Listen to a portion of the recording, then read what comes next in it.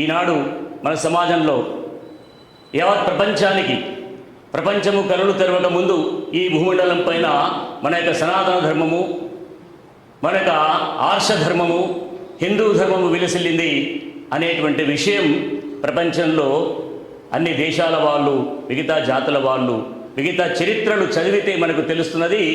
ఈ భూమండలం పైన హిందుత్వం మాత్రమే కోట్ల సంవత్సరాలుగా ఇక్కడ జీవనం గడుపుతున్నది. ఈ భూమండలం పైన ఏ మతము, ఏ జాతి, ఏ కులము, ఏ యొక్క దేశము, ఏ దేశ భూభాగాలు జన్మించక ముందు ఇక్కడ హిందుత్వం అనేటువంటిది విలసిల్లుతున్నది.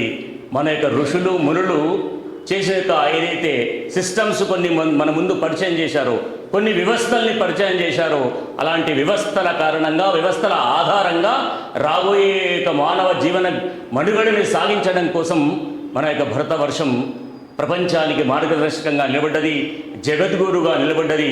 ఇవాళ జగద్గురుగా నిలబడి మళ్ళీ జగద్గురుగా మారాలనే కాదు, ఆనాటి నుంచి కూడా మధ్యలో కొన్ని సంవత్సరాల పాటు, కొన్ని దశాబ్దాల పాటు, కొన్ని శతాబ్దాల పాటు, దాదాపుగా 1200 సంవత్సరాల పాటు మనము మ్లేచ్చుల ఆధీనంలో బానిసలుగా బతికాము. కాబట్టి ఇవాళ కులాల పేరుతో, ప్రాంతాల పేరుతో, భాషల పేరుతో ఇవాళ మనం విడిపడిపోయి వేరైపోయినాం. ఇవాళ రాష్ట్రీయ స్వయం సేవక సంఘం గత 99.5 సంవత్సరాలుగా, రేపు రాబోయే దసరా పండుగకి 100 సంవత్సరాలు పూర్తవుతున్న సందర్భంగా ఈ సమాజంలో 4 రకాల మనుషులు, నరరూప రాక్షసులు, నర పశువులు, నరులు, నారాయణుడు, ఈ 4 రకాల మనుషుల మధ్యన మనం జీవిస్తున్నాం. మన యొక్క జీవనయానం కొనసాగిస్తున్నాం.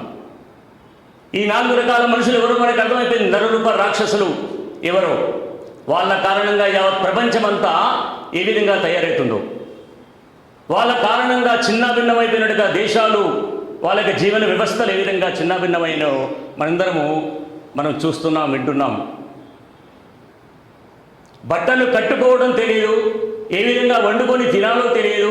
వావి వరుసలు లేని జాతులకి, వావి వరుసలు లేనట్టుగా సమాజాలకి, దేశాలకి సంస్కృతిని మనం నేర్పాం, రీతి నీతిని, సంస్కృతి సభ్యతని. అలాంటి దేశం కాబట్టి జగద్గురుగా నిలబడ్డది. అలాంటి రాక్షస జాతుల మధ్యన మనం నివసిస్తున్నాం ప్రతినిత్యం మనం అందరం కూడా. అదేవిధంగా నర పశువులు, బాల్యంలో మనము ఏదైనా తప్పు చేసినట్లయితే మన గురువులు ఎవరైతే ఉన్నారో వాళ్ళు, ఏంట్రా నువ్వు పశువువారా, ఇంకా మారవారా, పశువులాగా ప్రవర్తిస్తున్నాం అనేటువంటి ఆలోచనతోటే మన గురువులు మందరించి సరైనట్టుగా దిశలో నడిపినట్టుగా గురువులు కాబట్టి పశువువారా అనే మాట మాట్లాడారు, సరైనట్టుగా దిశలో నడవకపోతే. అలాంటి పశు మనస్తత్వం కలిగిన సమాజంలో మనం నివసిస్తున్నాం. నరుడు అమ్మను తిట్టినా, భార్యను అవమానించినా, బిడ్డను ఆ విధంగా అవమానకరంగా మాట్లాడినా, ప్రవర్తన చేసినా, నడి బజారులో మన యొక్క సమస్త దేవతల నిలయమైనటువంటి ఒక గోమాతని తెగ నరికిన, దేవాలయాల్ని కూలగొట్టిన, దేవతా విగ్రహాన్ని పగలగొట్టిన, రామాయణ మహాభారత వేదాల్ని తగలబెట్టిన, ఏమాత్రము కూడా స్పందన లేనటువంటి మనుషుల మధ్యన మనం నివసిస్తున్నాం. మంచివాడే కిందికి ముఖం వేసుకొని పోతాడు, సాయంత్రం కిందికి ముఖం వేసుకొని వస్తాడు. ఎవరికి ఏమైనా రియాక్షన్, ఏ స్పందన లేనటువంటి మనుషుల మధ్యన మనం నివసిస్తున్నాం. కానీ రాష్ట్రీయ స్వయం సేవక సంఘం గత 99.5 సంవత్సరాల ఈ కాలగర్భము లోపల ఈ సమాజానికి ఎలాంటి మనుషులు అవసరం, ఈ సమాజానికి లోక కంటెలుగా తయారైనటువంటి సమాజము నుంచి ఈ దేశము లోపల ఒక నరోత్తములకు నిర్మాణం చేయాలి అనేటువంటి ఒక ఆలోచన విధానంతో ఇన్ని సంవత్సరాలుగా, ఇన్ని దశాబ్దాలుగా ఈ యొక్క దేశము లోపల సూర్యచంద్రులు ఉన్నంతకాలం, ఈ భూమి ఆకాశం ఉన్నంతకాలం ఈ దేశం పైన మరొక్క దేశం మళ్ళొక్కసారి దాడి చేయనట్టుగా సమాజాన్ని నిర్మాణం చేస్తాను అనేటువంటి ఒక ఆలోచన విధానంతో దసరా పండుగ నాడు, విజయాలకి ప్రతీక అయినట్టు విజయదశమి నాడు మన రాష్ట్రీయ స్వయం సేవక సంఘాన్ని పరమ పూజనీయ డాక్టర్ జీ ప్రారంభం చేయడం జరిగింది. ఆ శాఖ ద్వారా ఈ జాతికి పట్టినట్టుగా జాడ్యాన్ని, జబ్బుని వదిలించడం కోసం నేను మనుషులకి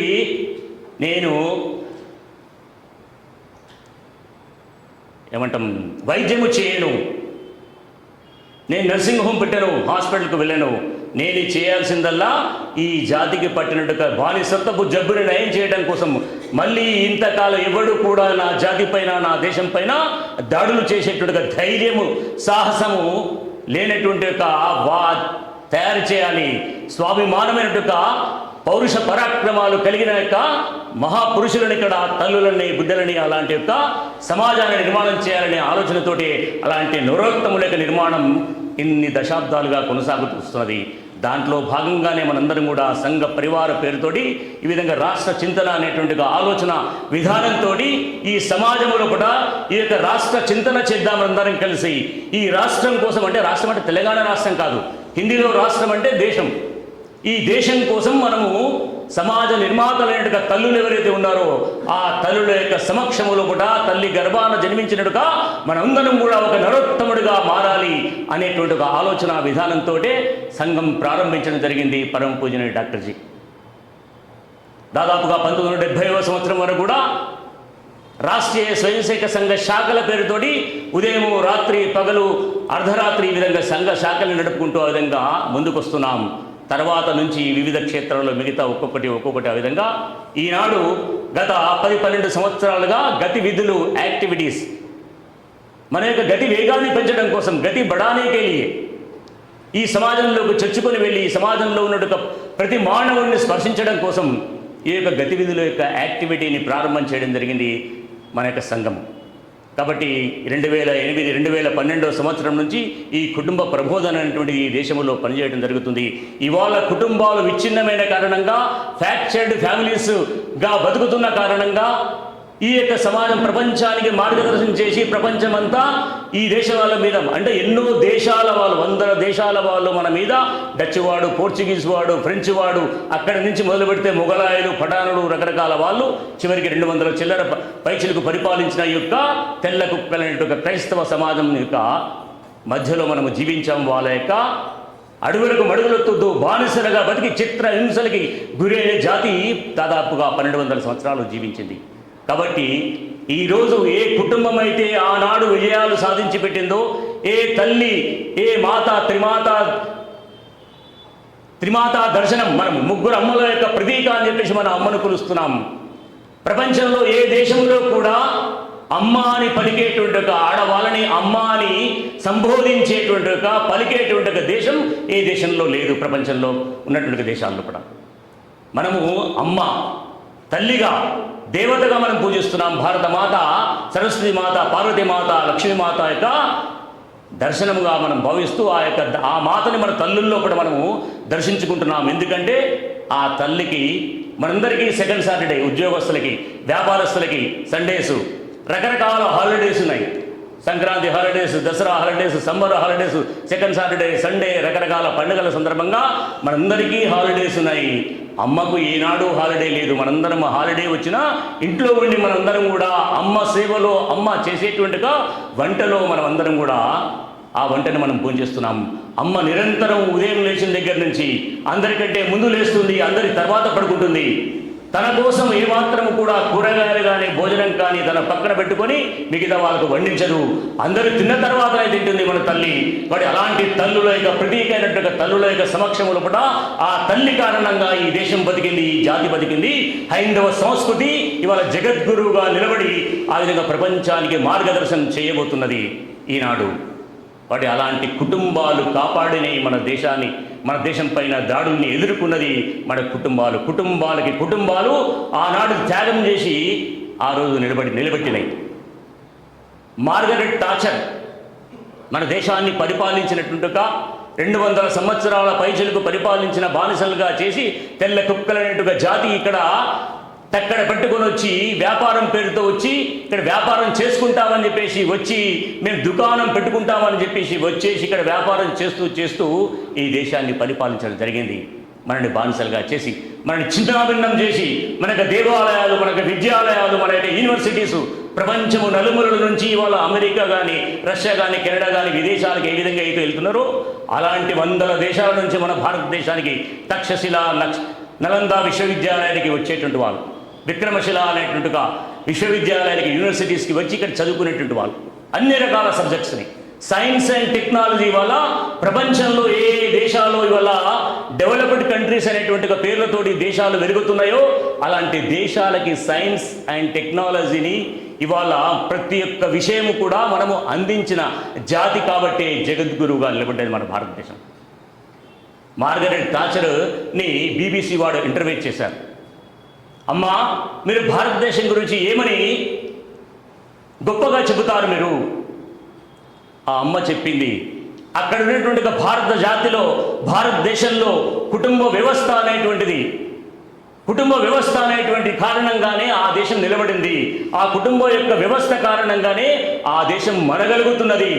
ఎన్ని ప్రపంచంలో ఉన్న ఎన్ని దేశాలు దాడులు చేసినా, చిత్రహింసలకు పెట్టినా, నరక యాతనకి లోను చేసిన ఆ జాతిని ఇప్పటి వరకు ఆ జాతి చావలేదు. ఎన్నో జాతులు చచ్చిపోయాయి, ఎన్నో దేశాల భూభాగాలు చచ్చిపోయాయి. ఇవాళ ప్రపంచ పటము లోపల దేశాలు లేవు. ఆ భూభాగం లోపల ఆ యొక్క భూభాగాలు లేకుండా కనుమరుగైపోయినటువంటి దేశాల చరిత్రలు, దేశాలు, భూభాగాలు మన ప్రపంచ పటంలో మనకు కనబడుతున్నాయి. కానీ భారతదేశం మాత్రం అక్కడ ఉండేటువంటి ఒక కుటుంబ వ్యవస్థ కారణంగా నిలబడింది. ఆ విధంగా ఎలుగెత్తి చాటుతున్నది హిందుత్వాన్ని ప్రపంచానికి. కాబట్టి అలాంటి కుటుంబ వ్యవస్థని యావత్ ప్రపంచానికి పరిచయం చేయమని, అలాంటి కుటుంబ వ్యవస్థ యొక్క మహోన్నతమైనట్టుగా సంస్కృతి, సభ్యతల్ని, రీతి నీతిని యావత్ ప్రపంచానికి మార్గదర్శనం చేయమని నేను భారత జాతిని, భారతదేశాన్ని కోరుతున్నాను అని చెప్పింది ఆ అమ్మ. కానీ క్రైస్తవం పేరుతో, ఇస్లాం పేరుతో, మార్క్స్ మావోయిజం పేరుతో ఈ జాతిని ముక్కలు చేయడం కోసం ప్రపంచాన్ని ఏ విధంగా అయితే ముక్కలు చెక్కలు చేసి దేశాలని ఆ విధంగా విడగొట్టారో, విభజించారో, అదే విధంగా మన భారతదేశాన్ని కూడా పరిపాలించిన కారణంగా ఎన్నో ముక్కలైపోయినాయి. ఈనాడు మనము యుఎస్ఏ పేరుతో, యునైటెడ్ స్టేట్స్ ఆఫ్ అమెరికా దేశము పుట్టి 500 సంవత్సరాలు అయిపోయింది. కాబట్టి 500 సంవత్సరాలైన సందర్భంగా మా దేశము లోపల మా సంస్కృతి, మా యొక్క మతం మాత్రమే, మా యేసుప్రభు మాత్రమే గొప్పది అనేటువంటి ఒక విషయాన్ని మిగతా సమాజాలపైన రుద్దడం కోసం 500 సంవత్సరాల క్రితం ఒక్కొక్క దేశం నుంచి, ఒక్కొక్క రాష్ట్రం నుంచి, యూరప్ మిగతా దేశాల నుంచి ఇక్కడ వచ్చి స్థిరపడ్డాం. కాబట్టి యునైటెడ్ స్టేట్స్ ఆఫ్ అమెరికాగా అక్కడ ఏర్పడ్డది. అంతకుముందు జీవించేటుగా జాతి, అంతకుముందు నివసించేటుగా సమాజం, అక్కడ రెడ్ ఇండియన్స్ అనేటువంటి జాతి బతుకుతున్నది. ఆ జాతిని సమూలంగా సర్వనాశనం చేసి, సమూలంగా కాల్చివేసి, బతికుండగా తోలు ఊడదీసి, కాళ్ళని పైకి కట్టి కింద మంటలు పెట్టి ఆ విధంగా యేసుప్రభువాన్ని, క్రైస్తవ మతాన్ని పుచ్చుకోనటువంటి మనుషులని, మానవ సమాజాన్ని తగలబెట్టారు. ఆ విధంగా క్రూసైడ్ల పేరుతో కోడాను కోట్ల మందిని ఆ ప్రపంచంలో ఆ విధంగా పుట్టన పెట్టుకోవడం జరిగింది. స్వామి వివేకానంద వెళ్ళాడు అక్కడికి. స్వామి వివేకానంద వెళ్ళి ఆయన కూడా ప్రపంచ దేశంలో, అంటే వరల్డ్ రిలీజియస్ పార్లమెంట్, ప్రపంచ మత మహాసభలు అక్కడ జరుగుతున్నాయి. ప్రపంచ మత మహాసభలు ఎందుకోసం జరుగుతున్నాయి? మా క్రైస్తవం మాత్రమే గొప్పది, మా యేసుప్రభు మాత్రమే గొప్పవాడు, మా చర్చ్ మాత్రమే గొప్పది, ఈ మూడు తప్ప ప్రపంచంలో ఏ మతము, ఏ యొక్క జాతి, సంస్కృతి, ధర్మము గొప్పది కాదు అని పలికించడం కోసం, ఆ విధంగా ఒత్తిడి చేయడం కోసం ప్రపంచం మొత్తంలో ఉన్నట్టుగా పెద్దలందరినీ, మత ఆచార్యులని, పండితుల్ని, ముల్లా మౌల్వీలని, చర్చ్ ఫాదర్లని, మఠాధిపతులు, పీఠాధిపతుల్ని పిలవడం జరిగింది. పిలిచిన తర్వాత అక్కడ చెప్పడం జరిగింది, స్వామి వివేకానందని ఆయన కాషాయ వస్త్రాలు కట్టుకొని, నెత్తికి రుమాలు కట్టుకొని, కట్టె చెప్పులు వేసుకొని ఆ హాల్లో ప్రవేశించే ఒక సమయంలో కూడా అక్కడ ఉన్నటువంటి యువకులందరూ కూడా అవమానపరిచారు, ఇన్సల్ట్ చేశారు. వీడేంటిరా తలకు విధంగా తలబాగా కట్టుకొని, రుమాలు కట్టుకొని వచ్చాడు, కట్టె చెప్పులు వేసుకున్నాడు, కాషాయ గుడ్డలు వేసుకొని వచ్చాడు, ఏం మాట్లాడతాడని చెప్పేసి ఆ విధంగా ప్రశ్నార్థకంగా చూసి హేళన చేశారు. వెళ్ళిన తర్వాత మనకేం జరిగిందో తెలుసు మనకు. అప్పుడు చెప్పాడు స్వామి వివేకానంద, నా జాతి ఏ దేశం నుంచి వస్తున్నాను నేను, మాతృవత్ పరదారేషు లోష్టవత్ పరద్రవ్యాని ఆత్మవత్ సర్వభూతేషు ఏషధర్మ సనాతన. నేను మంగళసూత్రం కట్టుకున్నటువంటి ధర్మ పత్ని తప్పిస్తే మిగతా ఆడవాళ్ళందరినీ కూడా తల్లిగా చూసి, మాతృమూర్తిగా చూసి, దేవతగా పూజించి ఆరాధన చేసేట్టుగా దేశం నుంచి నేను వస్తున్నాను. అంతవరకు పాములు పట్టి పాములతోటి ఆడుకునే వాళ్ళు, కోదులతో ఆడుకునే వాళ్ళు, ఆడబిడ్డలు పుడితే నదుల్లో, బావుల్లో, లేకపోతే సముద్రంలో పడేసేట్టుగా జాతి అక్కడ నివసిస్తున్నది. వాళ్ళకు ఒక సంస్కృతి లేదు అని చెప్పేసి మన భారతదేశం గురించి తప్పుడు ప్రచారం చేసింది ఇటువంటి క్రైస్తవ సమాజం, ఇస్లాం సమాజం. కానీ ఇది కాదు.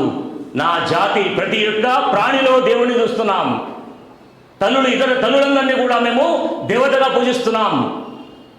ఇతర యొక్క సమాజంలో ఉన్నట్టు అందరి యొక్క ఆస్తిని మేమందరం కూడా మట్టితో సమానంగా చూస్తున్నాం. ఏష ధర్మ సనాతన, ఇదే నా సనాతన ధర్మం అని చెప్పేసి చెప్పడం జరిగింది. ఇంకా ఏం చెప్పాడు? చీమకు చక్కెరేసేటోన్ని, పగుకు పాలు పోసేటోన్ని. నా ఆడపడుచులందరూ కూడా నాగుల పంచమి, నాగుల చవితి నాడు ఆ విధంగా పాముకు పాలు పోస్తూ ఆ విధంగా గుడ్డు కూడా వేస్తున్నాం. నాగపాము నాగరాజు కాటేస్తే ఏమవుతుందో మనకు తెలుసు. అలాంటి విష జంతువుకు విష యొక్క దానికి కూడా విషము కలిగినట్టు నాగ దేవత కూడా మనం దేవతగా నాగరాజులో కూడా దేవతని పూజించి దేవతగా భావించే సంస్కృతి నా జాతిలో ఉంది, నా తల్లులకు ఉన్నది. కాబట్టి ఆ విధంగా చిముకు చెక్కరేసేటవన్నీ, పముగు పాలు పోసేటవన్నీ, చెట్టు పుట్టకు మొక్కేటవన్నీ, రాయి రప్పకు మొక్కేటవన్నీ, మనిషిని ప్రేమించే గుణం నాకు ఉందిరా, బాంబులు పెట్టేటి గుణం నీకు ఉందిరా. బాంబులతోటి ఇతర సమాజాలని, కోట్ల కొద్ది సమాజాలనందరినీ కూడా, మిగతా దేశాలని, ఆ విధంగా జాతులని సమూలంగా సర్వనాశనం చేసి మీరు క్రైస్తవ మతాన్ని ప్రచారం చేశారు. అలాంటి జాతి కాదు నాది. ప్రతి ఒక్క క్రిమి కీటకాదుల లోపల దేవతను ఆరాధించేటువంటి, గుడికి వెళ్తుంటే పెద్ద మనుషులు చెప్తారు, ఉట్టి చేతులతో ఖాళీ చేతులతో వెళ్ళకరా, బెల్లము చక్కెరలో ఈ విధంగా తీసుకెళ్ళిరా, అక్కడ పోచమ్మ తల్లి ఉన్నదిరా.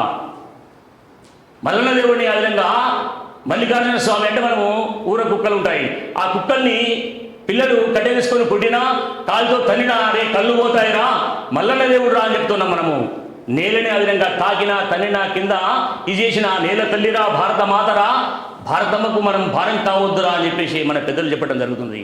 ఈ విధంగా సంస్కృతి సభ్యతలతోటి మన కుటుంబాలను నడిపించడానికి మన పెద్దలు ఎవరైతున్నారో ఆ యొక్క విషయాల్ని నా జాతిలో ఈ విధంగా మేము మనగలుగుతున్నాం, మా జాతిని, మా హిందూ సంస్కృతి అని చెప్పేసి స్వామి వివేకానంద చెప్పడం జరిగింది అక్కడ. అంతేకాదు మనం ఇవాళ కుటుంబాలలో కూడా ఎలాంటి సంస్కృతి సభ్యతల్ని మనం నేర్చుకోవాలి. ఈ విధంగా ఈనాడు మనం పలుకుతున్న వెస్టర్నైజ్ కల్చర్గా పాశ్చాత్య దేశం యొక్క అనుకరణని, పాశ్చాత్య దేశాల అనుకరణని మనం విధంగా సాగిస్తున్నాం.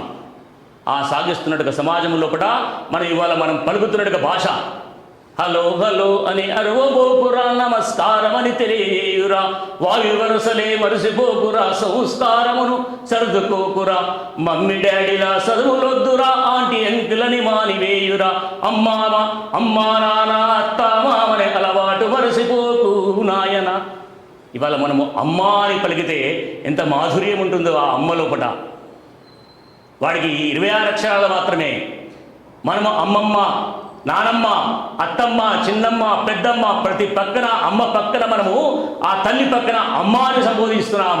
భిక్షగత్తె వచ్చినా మనం జర ఆగమ్మ, కొద్దిసేపు నిలబడమ్మా, కొద్దిసేపు వెయిట్ చేయమ్మా. మనం భిక్షగత్తెను కూడా అమ్మ అని పలికేటువంటి ఒక జాతిలో మనం జన్మించాం. అలాంటి జాతి నుంచి, అలాంటి దేశం నుంచి నేను వస్తున్నాను. సాధు సంతులు, మునులు, ఋషులు ఈ విధంగా జీవించినట్టుగా పవిత్ర భూమి నుంచి నేను వస్తున్నాను అని చెప్పేసి స్వామి వివేకానంద చెప్పాడు. వస్తూ అక్కడ ఏం చెప్పాడంటే, మీ దేశంలో కూడా వివాహాల వ్యవస్థ, మ్యారేజ్ సిస్టమ్ ఎట్లా ఉంది? నేను ఒక చిన్న సంఘటన నేను ఎదుర్కొన్నాను. ఈ సభలకు వస్తున్న సమయంలో ఒక బరియల్ గ్రౌండ్ ఉంటే అక్కడ బరియల్ గ్రౌండ్లో ఒక తల్లి విసనకరతో విసురుతుంది ఆ బొంద పైన, ఆ యొక్క సమాధి పైన. ఎవరమ్మా చనిపోయారని చెప్పేసి పరామర్శించడానికి వెళ్ళాను. ఆ అమ్మని పలకరిస్తూ, నా దేశంలో, భారతదేశంలో మాత్రమే సీతా, సావిత్రి లాంటి వాళ్ళు, సతీ అనసూయ లాంటి మాతృమూర్తులు, పతివ్రతా మూర్తులు నా దేశంలోనే ఉన్నారని అనుకొని భావించాను. కానీ పాశ్చాత్య దేశంలో, ఈ యొక్క వెస్ట్రన్ కంట్రీలో కూడా ఇలాంటి తల్లులు ఉన్నారా అని ఆశ్చర్యపోతూ ఆ తల్లిని పరామర్శించాను. ఏమ్మా ఎవరు చనిపోయారు? నా మొగుడే చనిపోయాడండి, నా హస్బెండ్ చనిపోయాడు. నువ్వు ఎంతటి పతివ్రతా మూర్తివమ్మా, ఎంతటి శాంతమూర్తివమ్మా, ఎంతటి వాత్సల్యమూర్తివమ్మా, ఎంతటి ప్రేమ అనురాగాలు ఉన్నాయమ్మా నీ లోపల. చచ్చిపోయినటువంటి ఆ విధంగా బొంద పెట్టి ఆ విధంగా సమాధి చేసినటువంటి ఒక సమాధి లోపల ఉన్నటువంటి నీ భర్తకు ఆ విధంగా విసనకడుతూ ఆ విధంగా విసురుతూ గాలి ఆడాలి అనేటువంటి భావన ఎంతటి ఉదాత్తమైనటువంటిది అని చెప్పేసి స్వామి వివేకానంద తల్లిని పొగుడుతుంటే ఆ తల్లి చెప్పిన మాట, ఓస్ నేను దానికోసం కాదండి, నేను విసనకడుతో విసురుతున్నది నా మొగుడు చనిపోతూ నా హస్బెండ్ చనిపోతూ ఒక చివరి కోరిక కోరాడు. ఏమిటా కోరిక అంటే, నేను చనిపోయిన తర్వాత నన్ను శ్మశానానికి తీసుకెళ్ళిన తర్వాత ఆ బరియల్ గ్రౌండ్ లోపల ఆ యొక్క శ్మశాన వాటికలో నన్ను పూడ్చిపెట్టిన తర్వాత, నా మీద మండు కప్పిన తర్వాత, కనీసం నా బొందతడి ఆరేంత వరకైనా నువ్వు ఆగు, ఆ తర్వాత వెళ్ళి నా బొందతడి ఆరిన తర్వాత ఇంకొక మొగుడిని నువ్వు పెళ్లి చేసుకోవే. ఇది మనకు అర్థం కాదు. మన భారతదేశంలో ఈ పలకం కదా, మన భారతదేశంలో ఈ సిస్టమ్ లేదు. నీ భారతదేశం లోపల, నా భారతదేశం లోపల ఇలాంటి యొక్క వివాహాల వ్యవస్థ ఏ విధంగా ఉంది? అష్టావక్రుడు భర్త కానీ, అంగవికారంగా మరుగుజ్జులాగా ఉన్న నల్లగా ఉన్నట్టుగా భార్య కానీ, ఒకే భార్యతో ఒకే భర్తతో 100 సంవత్సరాల పాటు చచ్చేంత వరకు, కాల్చేంత వరకు, పూడ్చేంత వరకు అదే భార్యతో అదే భర్తతో జీవించేట ధర్మము, సంస్కృతి, సభ్యత, ఆ వివాహాల వ్యవస్థ. తస్మాత్ జాగ్రత్త అని వందల వేల మంది వచ్చి మమ్మల్ని ఆశీర్వదించి అది హెచ్చరిక చేసి వెళ్తున్నారు. అలాంటి సమాజము లోపల, అలాంటి దేశము లోపల నా వివాహాల వ్యవస్థ, మ్యారేజెస్ సిస్టమ్ ఇలా ఉంది నా భారతదేశంలో. నీ దేశాల లోపల, పాశ్చాత్య దేశాల లోపల ఒక మనిషి ఆ యొక్క మనిషి యొక్క జీవితం లోపల మీరు 10 మందిని, 18 మందిని, 20 మందిని, భార్యల్ని, భర్తల్ని మార్చుకునే సంస్కృతి నీ దేశంలో ఉంది. బైబిల్ పట్టుకుని నా భారతదేశంలో నా పండగలకు కూడాను నా భారతదేశానికి పంపిస్తున్నారు. మీరు చేసిన పాపం క్రైస్తవుల గడ్డ మీద, క్రైస్తవుల సమక్షం లోపల ఆ భూమిలో పలికిన స్వామి వివేకానంద సింహ గర్జన చేస్తూ, మీరు చేసిన పాపాలు సప్త సముద్రాల్లో ఉన్న మట్టి తీసుకొచ్చి మీ మొహాలపైన కొట్టినా మీరు చేసిన పాపాలు పోవు అన్నారు. ఎందుకంటే ఇప్పటికీ మన పండుగల రోజు బొట్టు తీసేయమ్మా, మంగళసూత్రం తెంపిపడేయమ్మా, గాజులు పగలగొట్టమ్మా, కాళ్ళకు వేసుకున్న పట్టాలు తీసేయమ్మా, పట్టగొలుసులు తీసేయమని చెప్పేసి పలుకుతూ ఈ 21వ శతాబ్దంలో ఉన్నాం, మన క్రైస్తవులుగా మారిపోదామని చెప్పేసి పలుకుతూ ఆ విధంగా మన పండుగల రోజు వస్తున్నారు. ఇవన్నీ రకరకాల లుకలుకలు మన దేశం లోపల ఈ యొక్క మతాలని ఇంజెక్ట్ చేయడం కోసం, మన భారతదేశం మీద రుద్దడం కోసం ఒకే చీరతో 2 సంవత్సరాల పాటు అశోకవనంలో ఉన్న తల్లి ఆ సీతామాత నాకు ఆదర్శము. సతీ సావిత్రి మాత తన భర్తని యమధర్మరాజుతో పోరాటం చేసి మళ్ళీ భూలోకంలోకి తీసుకునే పతివ్రతామూర్తికి మేమందరం కూడా ముని మనుమలం మేమందరం కూడా అని స్వామి వివేకానంద అలాంటి తల్లుల గురించి అక్కడ చెప్పడం జరిగింది నిండు సభలపట. వాడి ఇవన్నీ ఎందుకు అనంటే ఈ వాళ్ళ కుటుంబము ద్వారా మనుషులమున్నాం, వ్యక్తిగా నేనున్నాను, ఇక్కడ సమాజం ఉంది. ఇక్కడ వ్యక్తికి సమాజానికి మధ్యన ఎవరు? ఈ మధ్యన ఉండేటువంటి లింక్ ఇవాళ సమాజంలో తెగిపోయింది. కుటుంబము అనేటువంటి ఆ యొక్క లింక్ తెగిపోయిన కారణంగా కుటుంబాలు పలుచనమైపోయి ఇవాళ కుటుంబాలు విచ్ఛిన్నమైపోయి ఫ్యాక్చర్డ్ ఫ్యామిలీస్గా ఇవాళ చిన్న చిన్న కారణాల చేత సహనము లేక, ఓర్పు లేక, చిన్న చిన్న మాటలకే ఆ విధంగా చిన్నబుచ్చుకొని విడాకులు తీసుకునే కుటుంబాలు, లక్షల కుటుంబాలు మన ముందు కనబడుతున్నాయి. మొన్న అడ్వకేట్స్తో సమావేశం జరిగింది కుటుంబ ప్రబోధన విషయంలో. ఆ యొక్క న్యాయవాదుల మధ్యన మాట్లాడుతున్న సమయంలో కూడా అక్కడ ఉన్నటువంటి న్యాయవాదులు దాదాపుగా 50 మందిలో 29 మంది న్యాయవాదులందరూ కూడా ఆవేదనతో, బాధతో చెప్పినట్టుగా విషయం ఏంటంటే, మేము ఇవాళ 99% యొక్క కేసులన్నీ కూడా విడాకుల కేసుని మేము వాదించాల్సి వస్తుంది.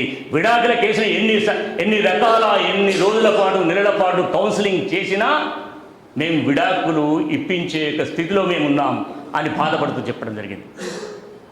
ఇవాళ కుటుంబ వ్యవస్థ ఆ విధంగా చిన్న భిన్నం అయిన కారణంగా కుటుంబాలని, విద్యా వ్యవస్థని, వివాహాల వ్యవస్థని, రకరకాల వ్యవస్థల నుండి కూడా చిన్న భిన్నం చేయడం జరిగింది. ఇన్ని వందల సంవత్సరాల బానిసత్వం యొక్క కాలగర్భము లోపట. కాబట్టి మన యొక్క కుటుంబం ఏ విధంగా అయితే ఇవాళ కుటుంబాలు మన యొక్క గురు తేగ్ బహదూర్ యొక్క విషయం మనం తీసుకున్నట్లయితే, గురు తేగ్ బహదూర్ వారి యొక్క కుమారుడు గురు గోవింద్ సింగ్. గురు గోవింద్ సింగ్కి 4 కుమారుడు. గురు గోవింద్ సింగ్ని, గురు తేగ్ బహదూర్ని నట్టన ఢిల్లీ వీధుల్లో మతం మారకపోతే, ఇస్లాం స్వీకరించకపోతే తన 2 శిష్యుల్ని సంహరించేసి ఒకరిని కడాయిలో మలమల మసలేటువంటి ఒక నూనెలో వేసి చంపేశారు, బందా బైరాగిని. ఇంకా 2 మతిదాస్, సతిదాస్ అనేటువంటి 2 శిష్యుల్ని వాళ్ళని నీళ్లున్న బావిలో ఇంకా ఉడుకు వేడివేడి నీళ్ళతో మసులుతున్నట్టుగా కడాయిలో పడేసి చంపడం జరిగింది. సంత్ ఎవరైతే మసిదాసు, సతిదాసు, బందా బైరాగి 3 శిష్యుల్ని ఆ విధంగా సజీవంగా సంహరించడం జరిగింది. నువ్వు మొత్తం మారుతావా లేదా? ఆ విధంగా మారకపోతే, ఆ విధంగా మీతో యుద్ధము చేస్తూ నేను చచ్చిపోతాను కానీ ఇస్లాం స్వీకరించనన్నాడు మన యొక్క గురు గోవింద్ సింగ్. ఆ విధంగా ఢిల్లీ నడివీధుల్లో ఒక బల్లపైన పడుకోబెట్టి నిట్ట నిలువున కోసివేశారు రంపముతో, పెన్నుతో కాదు, అక్కడ ఒక రంపముతోటి నిట్ట నిలువున ఆ విధంగా కోసివేసి ఆ యొక్క గురు తేగ్ బహదూర్ యొక్క శరీర భాగాలని ఢిల్లీలో ఉన్నట్టు ఒక చాందినీ చౌక్ ఎక్కడైతే ఉందో ఆ చాందినీ చౌక్ కోట బుర్జులకి వేలాడదీయడం జరిగింది. హే హిందూ మ్లేచ్చుల్లారా, కాఫిర్లారా, మీరు మతం మారకపోతే మీ గురువు అయినట్టుగా గురుతేగ్ బహదూర్కి పట్టినట్టుగా గతి పడుతున్నది అని చెప్పారు. వారిని ఎదిరించడం కోసం పెద్దవాడైన తర్వాత గురు గోవింద్ సింగ్ తన 2 పెద్ద కుమారులను తీసుకొని ఈ యొక్క మ్లేచ్చులతో పోరాటం చేస్తూ ఆ విధంగా వీరోచితమైన పోరాటంలో కూడా 2 కొడుకులతో పాటు తను కూడా అసలు బాయడం జరిగింది. ఈ భూమిని, ఈ ధర్మాన్ని, ఈ సమాజాన్ని, తల్లుల యొక్క మానాన్ని, దేవాలయాలని ఇవన్నిటిని కాపాడడం కోసం 2 పుత్రులతో ఆ విధంగా భరతమాత పాదాల చెంత పూలచెండుగా ఆ విధంగా మారిపోయారు. 3 2 సజీవంగా ఉన్నారు. చిన్నపిల్లలు నానమ్మతో పాటు నానమ్మని వాళ్ళని రక్షించడం కోసము రహస్య స్థావరం నుంచి వాళ్ళని తీసుకెళ్ళిపోతుంది. అక్కడి నుంచి వాళ్ళని కిడ్నాప్ చేసి వాళ్ళను కూడా నరక యాతనలో పెట్టి రకరకాల చిత్రహింసలు పెట్టి శరీరం అంతా కూడా ఎర్రడి చందనములాగా మొత్తం అంతా కూడా ప్రతి చోట ఏ చోట కూడా ఖాళీ లేకుండా ఆ విధంగా గాయపరిచి రక్తము చుక్కలు రక్తధారలు కారుతున్న సమయంలో కూడా సజీవ సమాధిని ప్రపంచంలో ఏ దేశ చరిత్రలో చేయని నేరము ఈ యొక్క మ్లేచ్చులు మన భారతదేశంలో గురు గోవింద్ సింగ్ చిన్న కుమారుడైనటువంటి ఎవరు ఫతేహ్ సింగ్, జోరావత్ సింగ్ అనేటువంటి 2 కుమారులు 9-11 సంవత్సరాల పసి పిల్లల్ని ఆ విధంగా సజీవంగా బతికి ఉండగా ఆ విధంగా సమాధి కట్టడం జరిగింది మన దేశంలో పుట. ఈ విధంగా తన యొక్క జాతిని, తన ధర్మాన్ని కాపాడడం కోసం కుటుంబాలు ఆ విధంగా ఈ భూమాత కోసం ఆ విధంగా సమర్పణ చేశారు. అంతేకాదు జిజామాత తన తండ్రి సమక్షంలో, భర్త సమక్షంలో ఉన్నప్పుడు అక్కడ వాళ్ళని కలవడానికి వచ్చిన సమయంలో పట ఇంటి ప్రాంగణంలో ఉన్నట్టుగా శివాలయం పైన ఆ విధంగా మూత్ర విసర్జన చేసి వెళ్ళేటువంటి వాళ్ళు మ్లేచ్చులు. తండ్రి చెప్పాడు, చిన్నపిల్లవు తల్లి, నీకేం సంబంధం లేదన్నాడు. భర్త షాజీ భోంస్లే దక్షిణ భారతదేశాన్ని ఒంటి కాలుపైన ఆ విధంగా గెలిపించే సత్తా కలిగిన మహాపరాక్రమశీలి షాజీ భోంస్లే భర్తతో చెప్పింది, నువ్వు పరాక్రమవంతుడి కదా, నా ధర్మం మీద, మన సంస్కృతి మీద, మన దేవతామూర్తుల మీద ఆ విధంగా మూత్ర విసర్జన చేస్తున్నారే, ఈ విధంగా నేను ఎంతకాలం భరించాలి, మీరు వాళ్ళని ఎదిరించి వాళ్ళని సంహరించండి అని చెప్పితే నువ్వు ఇంట్లో ఉన్న వంటకి మాత్రమే, వంట చేయడానికి మాత్రమే నువ్వు అర్హురాలివి, మిగతా విషయాల్లో జోక్యం చేసుకోవాల్సిన అవసరం లేదు అని చెప్పడం జరిగింది ఆ తల్లికి, భార్యకి. షాజీ భోంస్లే తర్వాత శివుడి యొక్క ప్రత్యక్షము, శివుడి యొక్క దేవాలయంలో కూడా పవిత్రమైనట్టుగా గంగాజలముతో ఆ విధంగా శుద్ధి చేసి ఆ విధంగా రోజుల తరబడి ఆ భగవంతుడు శివుడికి ప్రార్థన చేస్తూ, హే భగవాన్ శివ, అలాంటి పుత్రుడు కాదు నాకు, ఈ సమాజాన్ని, ఇక్కడ ఉండేటువంటి తల్లుల యొక్క మానాన్ని, ఈ భూమాతని, దేవతా విగ్రహాన్ని, ఆ విధంగా గోమాతలని కాపాడేటువంటి మహాపురుషుణ్ణి, పరాక్రమవంతుని నాకు నా కడుపులో బిడ్డగా నాకు ప్రసాదించమని కోరింది. అదేవిధంగా భగవాన్ పరమేశ్వరుడు ఆ విధంగా జన్మించడం జరిగింది. ఆ యొక్క బిడ్డకే శివ అనేటువంటి పేరు పెట్టుకుంది. ఆయనే ఛత్రపతి శివాజీగా మారాడు. చిన్నప్పటి నుంచే రామాయణ మహాభారతాలు నేర్పింది. రామాయణ మహాభారతంలో ఉన్న పాత్రల గురించి చెప్పింది. ఆ పాత్రల గురించి చెబుతూ ఆ విధంగా పౌరుష పరాక్రమాలు నింపి ఆ విధంగా ఖడ్గ విద్యలు, యుద్ధ విద్యలు, గుర్రపు స్వారీ నేర్పి ఆ విధంగా ఒక పరాక్రమశీలిగా ఏర్పడింది. ఆ యొక్క రాజ్యములో కూడా ఈ దేశాన్ని కాపాడడం కోసం 276 యుద్ధాలు చేసి 300 పైచిలకు స్వాధీనపరుచుకున్నాడు కోటలని. హిందూ సమాజాన్ని కాపాడడం కోసం శివాజీ నా హోతేతో అనేక పద్యం మిగిలింది. చివరికి రాయింది, శివాజీ కనుక పుట్టకపోయినట్లయితే, శివాజీ కనుక మన దేశంలో జన్మించకపోయినట్లయితే మనకు హిందువుల పరిస్థితి ఏ విధంగా ఉండేది అని ఒక మహాకవి కాళిదాస్ ఆ విధంగా పాట రాయడం జరిగింది, గీతం. కాబట్టి అలాంటి పరాక్రమవంతులందరూ కూడా యావత్ కుటుంబాలు మహారాణా ప్రతాప్ సింగ్ తన కన్న బిడ్డ ఆ విధంగా మేవాడు ప్రాంతాన్ని రక్షించడం కోసం అక్బర్కి నేను పన్ను కట్టనురా, నువ్వు నాలాగా సామంతరాజును మాత్రమేరా, నువ్వు నా దేశాన్ని కబలించడానికి వచ్చినటువంటి ఒక ధూర్తుడిరా, నీకు ఎట్టి బస్సులో నేను లొంగనురా, నేను ఈ చివరి శ్వాస ఉన్నంతకాలము, ఊపిరి ఉన్నంతకాలం నీకు లొంగను, నీకు పన్ను కట్టనురా అని చెప్పేసి హెచ్చరిక చేశాడు. నాలాంటి సామంతరాజు మాత్రమే నిన్ను చక్రవర్తిగా అంగీకరించనున్నాడు మహారాణా ప్రతాప్ సింగ్. ఆ విధంగా యుద్ధము చేస్తూ చివరికి అడవులకు వెళ్ళిపోయాడు.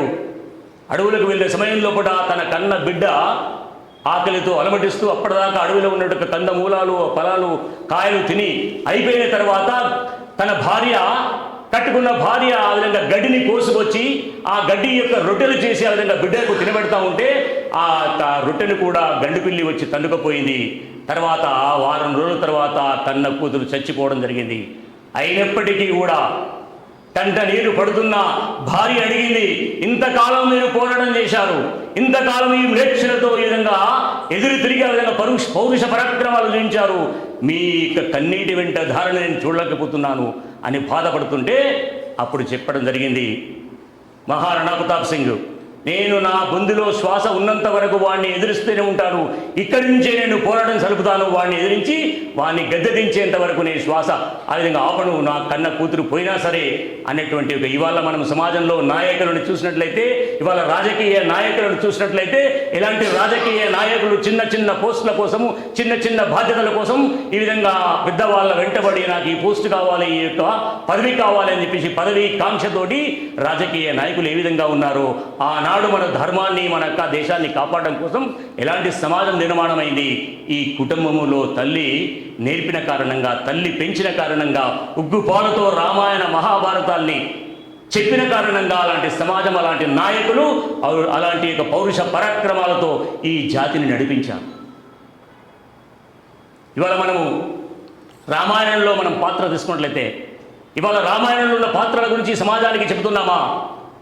రాముల వారు అడుగు వెళ్తున్నాడు, తెలిసిపోయింది కైకమ్మ తల్లి మంచిదే, మహా ఉత్తమురాలే, కానీ చెప్పుడు మాటలు విన్న తర్వాత మందర అనేటువంటి ఆ తల్లి చెప్పిన కారణంగా తన కన్న కొడుకులాగా భరతుడిలాగా చూసుకున్నది, అంతకంటే ఎక్కువ ప్రేమించింది రాముల వారిని. కానీ చెప్పుడు మాటలతోటి తన భర్తని కోరింది 14 సంవత్సరాల పాటు అడవులకు వెళ్ళమని.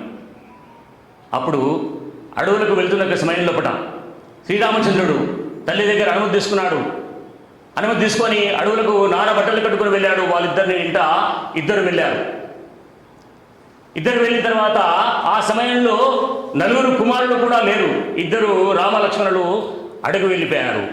2 చిన్నవాళ్ళు భరతుడు, 2వ వాడు 4వ వాడు భరతుడు శత్రుఘ్నుడు మేనమామ దగ్గర ఉన్నారు, అమ్మమ్మ దగ్గర. ఆ సమయంలో దశరథ మహారాజు గతించారు. మనకు ఎన్ని విషయాలు మనకు తెలుసు. రాముల వారు అడుగు వెళ్ళిన తర్వాత అక్కడ ఉండేటువంటి వనదేవత అడగడం జరిగింది, ఏమయ్యా రామ, మీకు ఎలాంటి వసతులు కావాలి, ఏ విధంగా నేను మీకు సేవ చేసుకోవాలి అని అడిగింది ఈ వనదేవత. అప్పుడు రాముల వారు అడగడం జరిగింది, అమ్మా వనదేవత, నేను ఏదో విధంగా నాకు ముళ్ళు పుచ్చుకున్నా సరే, నేను బాధలు పడితే ఏదైనా సరే నేను బాధని ఆ విధంగా అనుభవిస్తూ నేను ఇక్కడ చేరుకున్నాను, ఈ యొక్క అడవికి చేరుకున్నాను. కానీ నా తమ్ముళ్ళు 2 నన్ను వెతుకుతూ నా దగ్గరికి వచ్చేటువంటి అవకాశం ఉన్నది. కాబట్టి నా తమ్ముళ్ళు నేను పడినటువంటి బాధలు, నేను పడినట్టు శ్రమ పడకుండా ఉండడం కోసము నువ్వు వనం మొత్తం అంతా కూడా ముళ్ళు లేకుండా చేయి తల్లి అని చెప్పేసి కోరడం జరిగింది ఈ వనదేవతని. అప్పుడు అడిగింది వనదేవత, ఏమండి మీరు పరాక్రమవంతుడు దశరథ మహారాజు పెద్ద కుమారుడు, 2వ కుమారుడు భరతుడు, ఆ విధంగా అంతటి సున్నిత హృదయుడా, సున్నిత మనస్కుడా, అంతటి సున్నితమైనడుగా మనసు కలిగిన వాడా, ఆ చిన్న చిన్న ముళ్ళకే ఆ విధంగా బాధపడిపోతాడా అని చెప్పేసి సంశయాన్ని తెలుసుకోవడం కోసము ఆ వనదేవత అడిగితే, అమ్మా కాదు, నేను ముళ్ళు పుచ్చుకొని వచ్చేసాను ఇక్కడ, కానీ నా తమ్ముడికి గనుక ముళ్ళు పుచ్చుకున్నట్లయితే, అప్పుడు చెప్పాడు, ఇంద్రుడి యొక్క వజ్రాయుధం కూడా నా తమ్ముడి యొక్క హృదయాన్ని పగలగొట్టలేదు, నా తమ్ముడిని ఎదిరించి నిలవలేదు, ఆ వజ్రాయుధం కూడా తునాతునకలైపోతుంది. అలాంటి శౌర్య పరాక్రమాలు కలిగిన నా తమ్ముడు భరతుడు ధైర్యవంతుడు, పరాక్రమవంతుడు. కానీ నాకు మా అన్నయ్యకు ముళ్ళు పుచ్చుకున్నదేమో, వాడికి ముళ్ళు పుచ్చుకుంటే గనక అరే నాలాగానే మా అన్నయ్య కూడా ఈ విధంగా ముళ్ళు పుచ్చుకొని ఎంత బాధపడ్డాడో అది బాధపడతాడు నా కోసము. కాబట్టి నా తమ్ముడికి ముళ్ళు అనేటువంటి బాధను తెలియకుండా చూడు తల్లి అని వనదేవతను కోరడం జరిగింది. అదేవిధంగా రాముల వారు, నేను చాలా సంఘటనలు మీ అందరికీ తెలుసు, జ్ఞాపకం చేస్తున్నాను. చివరికి ఒకానొక సమయంలో అడవికి వెళ్ళారు. అడవిలో యుద్ధం అయిపోయింది, వారధి ఇవన్నీ నిర్మాణం అంతా అయిపోయింది. వారధి నిర్మాణం అయిపోయిన తర్వాత యుద్ధం మొదలవుతున్నది. రావణాసురుడితోటి యుద్ధం అయిపోయింది. భీకరునికి యుద్ధం లోపల అక్కడ సమాజము, ఇక్కడ వేలాది మంది, లక్షలాది మంది చనిపోవడం జరిగింది. చివరికి ఆ మరుభూమిలో ఒక బండరాయి మీద కూర్చొని నిట్టూరుస్తున్నాడు రామచంద్ర ప్రభు. ఈ యొక్క రావణుడు కనుక తప్పు ఒప్పుకున్నట్లయితే, రావణుడు కనుక తప్పును ఒప్పుకునే విధంగా సీతమ్మని విధంగా మాకు అప్పచెప్పినట్లయితే కనుక ఇంతమంది సంహారానికి, ఇంతమంది చనిపోవడానికి కారణం కాకుండా ఉండేది కదా, ఇంతమంది బతికేది కదా అని ఆ విధంగా భావిస్తూ బాధపడుతూ ఒక బండరాయి మీద మరుమూగులో ఆ యొక్క రణక్షేత్రములో కూర్చున్నాడు శ్రీరామచంద్ర ప్రభు. ఆ సమయంలో వెనుక నుంచి ఒక నీడ వస్తున్నది, దగ్గరగా వస్తున్నది, తన దగ్గరగా తన దాటి ఆ విధంగా ముందుకెళ్తున్నది. ఆ యొక్క నీడలో గమనించాడు, ఎవరో ఒక తల్లి వస్తున్నది. ఆ తల్లిని గమనించిన వెంటనే లేచి నిలబడి ఆ తల్లికి ఎదురుగా నిలబడి శిరస్సు వంచి ఆ విధంగా ప్రణామాలు అర్పించాడు శ్రీరామచంద్ర ప్రభు.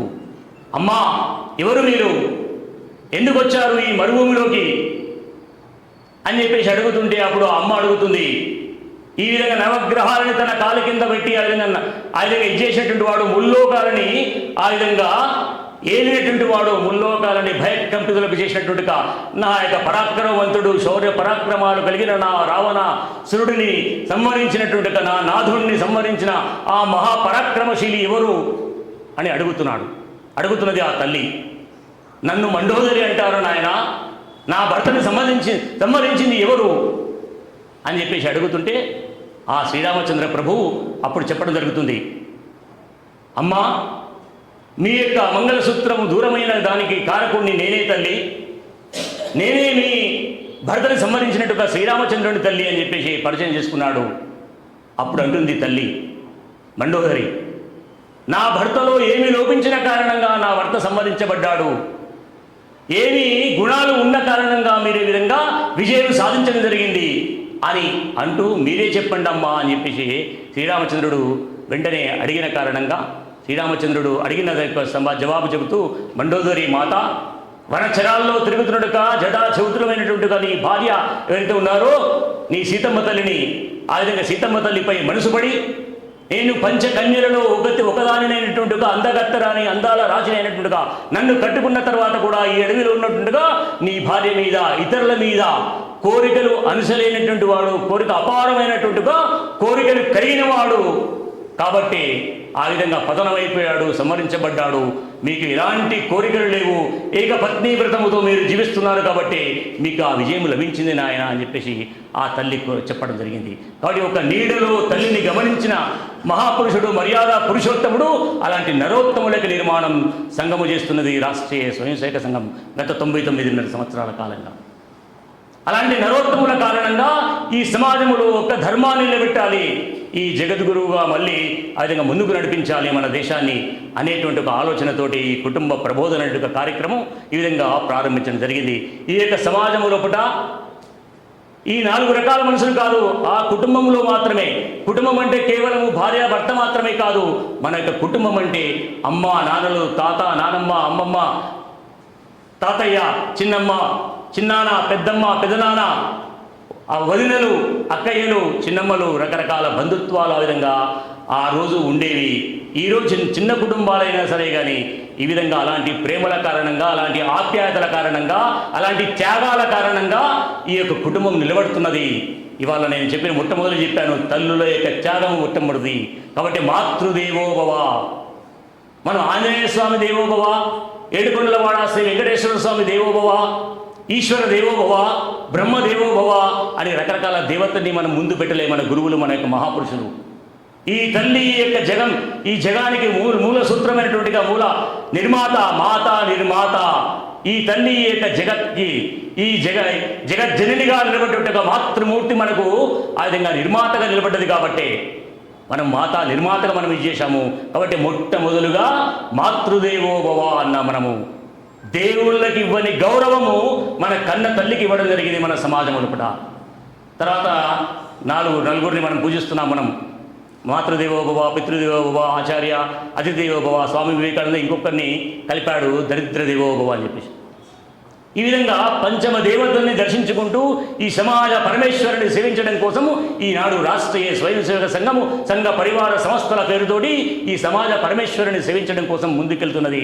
ఈ విధంగా కుటుంబాలని కాపాడడం కోసం అలాంటి నరోత్తముడు మన కుటుంబాలలో ఇలాంటి తల్లి త్యాగం వల్ల, ఆ కుటుంబం కోసం అని చెప్పేసి తండ్రి చేసే త్యాగం వల్ల అక్కడుండే త్యాగము, తాత చేసిన త్యాగం కారణంగా, నానమ్మ చేసిన త్యాగం కారణంగా, చిన్నాన్న, పెద్దమ్మ అందరు కుటుంబ సభ్యుల యొక్క త్యాగాలు, ఒకరి కోసం ఒకరు ఆ విధంగా త్యాగాల నిలయం అది మన యొక్క కుటుంబము. ఆ కుటుంబము కారణంగా, ఆ కుటుంబంలోకి వచ్చేటువంటిగా ఎవరైతే జన్మిస్తున్నారో పిల్లలు ఆ విధంగా చిన్నప్పటి నుంచే జన్మించిన తర్వాత రీతి, నీతి, సంస్కృతి, సభ్యతల్ని మొట్టమొదటి గురువు. అందుకే ఆ పాటలు రాశాను. తొలి పాఠశాల గదిరా, 9 మాసాలు ఈ పాఠశాల గదిలో ఉండి వాళ్ళు నేర్చుకుంటారు. అమ్మ చదువుతున్నా, అమ్మ పాడుతున్నా, అమ్మ చదువుతున్న కీర్తనలు, శ్లోకాలు, ఈ లలిత సహస్రనామాలు, మృత్యుంజయ మంత్రము, రకరకాల వంట చేస్తున్న నిరంతరము ఉదయం లేచిన దగ్గర నుంచి రాత్రి పడుకునే వరకు 9 మాసాల పాటు ఆ తల్లి తన గర్భంలో తన బిడ్డని ఆ విధంగా రక్షిస్తూ ఆ విధంగా త్యాగం చేసింది ఆ మాతృమూర్తి. కాబట్టి అలాంటి బిడ్డ ఆ విధంగా మన సమాజంలో వచ్చి అలాంటి ఒక నరోత్తముడిగా నిర్మాణం చేయడం కోసం ఆ తల్లి పరిశ్రమించింది. కాబట్టి త్యాగమూర్తుల యొక్క త్యాగాల నిలయం ఆ కుటుంబం లోపల. త్యాగం అంటే ఏ విధంగా చేయాలి? ఒకరి కోసం ఒకరు ఆ విధంగా జీవించాలి. నేను నుంచి మనముగా మారాము, అహాన్ని పోగొట్టుకున్నాము, స్వార్థాన్ని పోగొట్టుకున్నాము, సహనం పెంచుకున్నాము ఆ కుటుంబం లోపల, భయం పోగొట్టుకున్నాము, శౌర్య పరాక్రమాలు నేర్చుకున్నాము. రామాయణ మహాభారత కథలు వింటూ వాటి పాత్రల గురించి తెలుసుకున్న తర్వాత ఆ విధంగా మన కుటుంబం లోపల మనము ఆ విధంగా ఒక పౌరుడిగా, ఒక పౌరురాలిగా మనము ఎదిగాము. ఈ సమాజం లోపల లోక కంటకులుగా, నరరూప రాక్షసులుగా, నర పశువులుగా, నరుడిగా కాదు నరోత్తముడిగా ఎదిగాము మనమందరం కూడా. కాబట్టి అలాంటి నరోత్తముల యొక్క నిర్మాణమే ఈ యొక్క సమాజములో అన్ని కుటుంబాలలో ఆ నరోత్తముల యొక్క నిర్మాణము, రాణుల యొక్క నిర్మాణము, మాతృమూర్తుల యొక్క నిర్మాణము ఆ కుటుంబం ఆధారంగా నిర్మాణం అవుతుంది. కాబట్టి అట్లాంటి కుటుంబాన్ని విచ్ఛిన్నం చేశాడు విదేశీ సంస్కృతుల వాడు. కాబట్టి అలాంటి కుటుంబాలలో కూడా ఇవాళ కొదవ అయినటువంటిది, ఇవాళ దూరమైనటువంటి సంస్కృతి సభ్యతల్ని ఇవాళ దూరం అవుతున్నటువంటి ఒక సహనం కోల్పోయి, చిన్న కారణాల చేత విడాకులు ఇచ్చి, చిన్న కారణాల చేత సహనం లేని కారణంగా, సంయమనం లేని కారణంగా, ప్రేమ ఆప్యాయత లోపించిన కారణంగా, అనురాగము వాత్సల్యము లోపించిన కారణంగా ఈ సమాజం లోపల ఈ విధంగా ప్రేమలు దూరం అయిపోయి ఆ విధంగా కుటుంబాలు విచ్ఛిన్నమవుతున్నాయి. కాబట్టి అలాంటి కుటుంబం విచ్ఛిన్నం కాకుండా ఇవాళ కుటుంబాలని కాపాడడం కోసమే రాష్ట్రీయ స్వయంసేవక సంఘం ఆ విధంగా పూనుకొని అలాంటి కార్యాన్ని మనం ముందు పెట్టడం జరిగింది. కాబట్టి మనం అలాంటి కుటుంబాల కారణంగా అలాంటి కుటుంబాలను నిలబెట్టడం కోసమే మనందరం కూడా పరిశ్రమించాలనే ఆలోచనతోటే ఈ విధంగా మనము ముందుకు నడుస్తున్నాం. కుటుంబ యొక్క కార్యక్రమాన్ని, కుటుంబ సమ్మేళనాలని ఆ విధంగా మనము పెట్టుకొని ముందుకు నడుస్తున్నాం. మహాభారతంలో ఒక 2-3 పాత్రలు మీకు ముందుంచే ప్రయత్నం చేస్తాను. మహాభారతంలో మనము ఆ పాత్రల గురించి చెప్పకుండా కేవలం పారాయణం మాత్రమే చేస్తున్నాం. లలిత సహస్రనామాల పారాయణం, విష్ణు సహస్రనామాల పారాయణం, హనుమాన్ చాలీసా పారాయణం, దేవాలయాల్లో రకరకాల కూడలలో కూడా, మఠాలలో, పీఠాలలో రకరకాలు చేస్తున్నాం. కొంతమంది సమయం ఉంటే వింటున్నారు, సమయం వెచ్చించి చెబుతున్నటువంటి మహాపండితులు, మఠాధిపతులు, పీఠాధిపతులు, ఋషులు, మునులు ఉన్నారు కొంతమంది. కానీ వినే సమయం లేని కారణంగా ఇవాళ కుటుంబాలు విచ్ఛిన్నమవుతున్నాయి. కాబట్టి ఇవాళ మహాభారతంలో కథలు ఎవరు చెప్పాలి? నానమ్మ, తాత, అమ్మమ్మ, తాత, అమ్మ, నాన్న వాళ్ళు చెప్పిన కారణంగా అలాంటి పాత్రల గురించి మనకు తెలుస్తుంది. లేకపోతే ఇవాళ కుటుంబం అంటే సినిమాల్లో ఇవాళ రోల్ మోడల్ ఎవరు రానీకు అంటే ఏం పేరు? చిరంజీవి కొడుకు కాదు, కృష్ణరాజు గారి పెద్ద కొడుకు, పెంచుకున్న కొడుకు ప్రభాస్ నాకు రోల్ మోడల్ అంటాడు, ఇంకొకటి అంటాడు. ఈ విధంగా రకరకాల వ్యక్తుల్ని ఇవాళ సినిమా యాక్టర్లు 3 గంటల కోసమో 2.5 గంటల కోసమో డబ్బులు తీసుకొని ఆ విధంగా నాటకం ఆడి రంగులు పూసుకొని ఆ విధంగా సినిమాలు తీస్తున్నట్టుగా డైరెక్టర్లు కానీ, ప్రొడ్యూసర్లు కానీ ఇవాళ మన సమాజాన్ని చిన్నాభిన్నం చేయడం కోసము కొంతమంది మాత్రమే దేశభక్తి, దైవభక్తి ఉన్నటువంటి ఒక నిర్మాతలు కానీ, డైరెక్టర్స్ కానీ మంచి సినిమాలు తీస్తున్నారు. చాలామంది ఇవాళ ఒక విలన్లని ఇవాళ వాళ్ళ నిత్య జీవితంలో విలన్లో, హీరోలో మనకు తెలియదు. కానీ మన నిత్య జీవితంలో మన నాన్న, మన అమ్మ నిజమైనటువంటి రోల్ మోడల్ మనకి. అలాంటి రోల్ మోడల్ని మనం గుర్తిస్తున్నదా రాబోయే తరము. నయా పీढ़ीకి సిఖానే के लिए अपन ఏ కుటుంబ ప్రబోధన का कार्य शुरू करना है. కుటుంబ ప్రబోధన యొక్క కార్యాన్ని ప్రారంభించడం కోసం. ఎందుకంటే నీ యొక్క రోల్ మోడల్ ఎవరు చెప్పున్నానని? చిరంజీవి కొడుక ప్రభాస? రజనీకాంత. ఈ రోల్ మోడల్ ఎవరు చెప్పు? అమ్మ నాన్న తెలియదా? నీ పక్కన ఎవరు? నాన్న. నీ ఇందాక చెప్పే తెలుగే కదా, తెలుగు వచ్చా? తెలుగు కదా. వాళ్ళు రోల్ మోడల్ కాదు, మన కన్న తల్లి, మన కన్నని తండ్రి, కన్నటువంటి ఒక తండ్రి మనకు రోల్ మోడల్.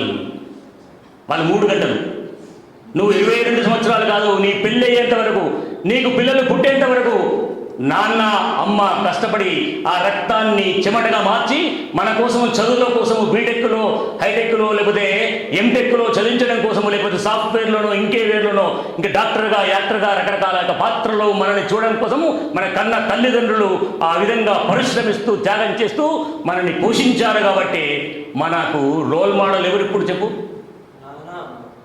ధన్యవాదాలు. ఇప్పుడు నీ ఫ్రెండ్స్ కూడా చెప్పాలి ఈ విషయం. ఇవాళ మనము మన సమాజంలో, మన కుటుంబంలో కూడా ఏ విషయాలైతే మనము చెబుతుంటామో, ఏ విషయాలు మాట్లాడుతుంటామో, ఏ నడక, ఏ విధంగా వ్యవహారం ఉంటుందో దాన్ని అనుకరించేటువంటి వాళ్ళు పిల్లలు. ఏ భాష మాట్లాడితే అదే భాష మాట్లాడతారు, ఏ నడకలో నడిస్తే అదే నడక నడుస్తుంటారు. వాటి మన యొక్క వ్యవహారము, మన యొక్క ప్రతి ఒక్క మాట, ప్రతి ఒక్క వ్యవహారము, ప్రతి ఒక్క ఆచరణ మనము అనుకరిస్తూ ఇమిటేట్ చేసేటువంటి ఒక గుణము పిల్లల్లో ఉంది.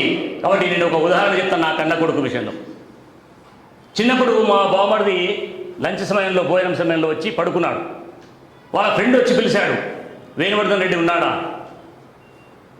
పోయి వాళ్ళ మామ దగ్గరికి పోయాడు. మామ మీ ఫ్రెండ్ వచ్చాడు, పిలుస్తున్నాడు, నేను రమ్మంటున్నాడు అన్నాడు. ఆయన ఏం చెప్పాడు? మామ ఇంట్లో లేడని చెప్పురా, మామ లేడని చెప్పురా, మామ మా ఇంటికి రాలేదని చెప్పురా అన్నాడు. వీడు సరిగ్గా అదే మాట వచ్చి మా మామ లేడని చెప్పమంటున్నాడు, మా ఇంటికి రాలేదని చెప్పమంటున్నాడు మీకు అని చెప్పి అన్నాడు. అనుకరించాడా లేదా?